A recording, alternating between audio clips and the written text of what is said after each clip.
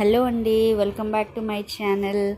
So గురుకులంలో TGT, PGT, JL, డిఎల్గా join అయిన కొత్త రిక్రూటీస్కి కొన్ని డౌట్స్ ఉన్నాయండి. ఆ డౌట్స్ ఏంటి అంటే, బయట ఉండే గవర్నమెంట్ టీచర్స్కి, గురుకులంలో ఉండే టీచర్స్కి గల తేడా ఏంటి, వాళ్ళకి మనకి సేమ్ బెనిఫిట్స్ అనేవి ఉంటాయా, అర్నింగ్ లీవ్స్ అనేవి ఎన్ని ఉంటాయి, నెక్స్ట్ వచ్చేసి హెల్త్ కార్డ్ అనేది గురుకులం ఎంప్లాయీస్కి వర్తిస్తుందా, సో గెజిటెడ్ పోస్టులు ఉన్నాయా అసలు గురుకులంలో, నెక్స్ట్ ట్రాన్స్ఫర్స్ అండ్ ప్రమోషన్స్ అనేవి దేని బేస్ మీద, సో ఇవన్నీ అయితే మనం ఈ వీడియోలో చూసేద్దామండి. వీడియో కనుక నచ్చినట్టయితే లైక్ అండ్ షేర్ చేయడం మర్చిపోకండి. సో ఫస్ట్ శాలరీ గురించి మాట్లాడదామండి.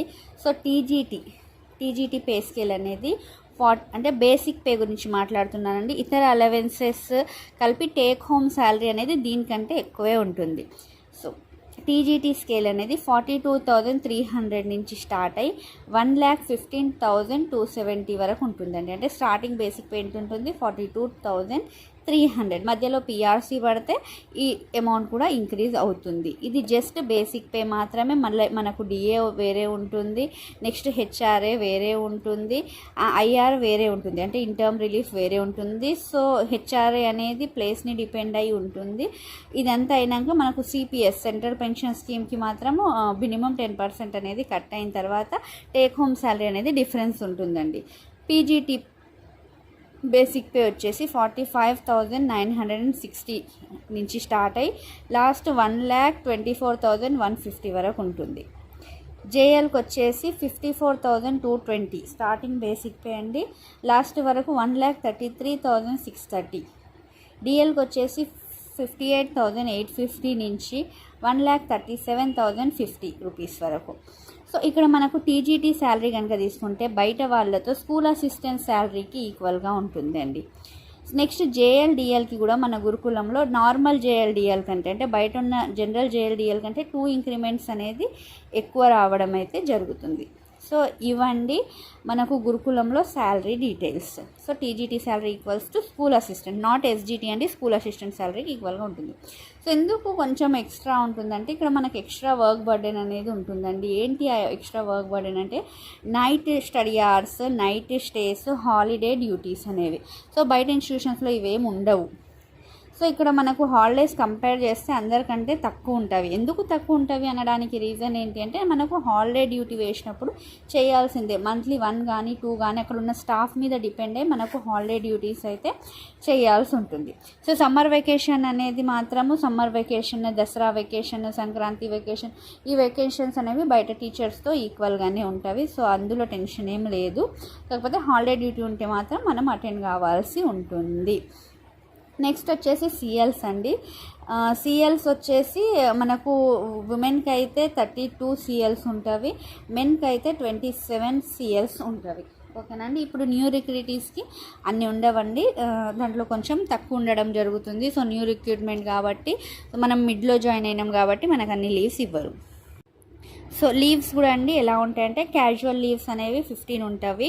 నెక్స్ట్ స్పెషల్ సిఎల్ అనేవి 7 ఉంటుందండి, 5 ఓహెచ్ ఉంటుంది. సో 27 ఇవి మెన్కి.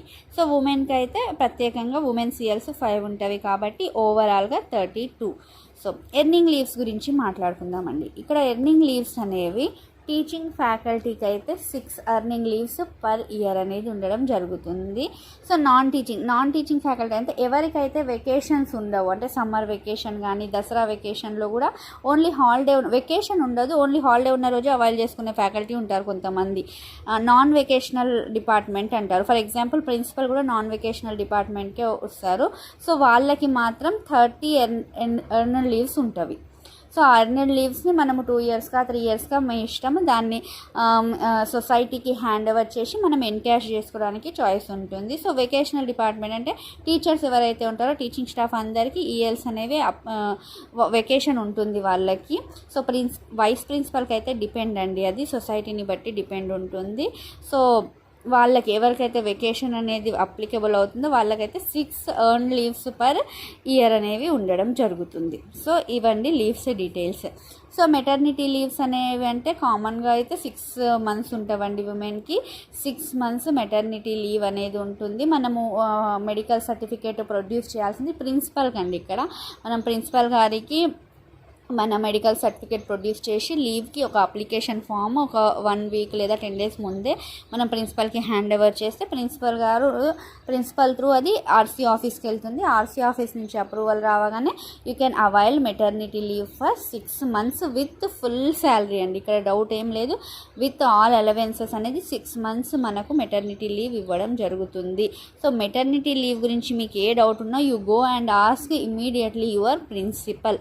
ప్రొబేషన్ పీరియడ్లో కూడా మెటర్నిటీ లీవ్ అనేది పెట్టుకోవచ్చు. నన్ను చాలామంది డిఎం చేస్తున్నారు, కామెంట్స్లో కూడా అడిగే క్వశ్చన్స్ అడుగుతున్నారు. జాయిన్ అయ్యాక ఎప్పటికి పెట్టుకుంటే you once go and ask your principal. Maternity leave probation declare కాకముందు కూడా మనము పెట్టుకోవడానికి ఎలిజిబులే. ఓకేనా అండి. ఒక రిక్వెస్ట్ లెటర్ రాసి ప్రిన్సిపల్కి హ్యాండ్ ఓవర్ చేయండి. అది పాస్ ఆన్ అయ్యి వన్స్ అప్రూవల్ వచ్చాక మీరు మెటర్నిటీ లీవ్ అయితే తీసుకోవచ్చు.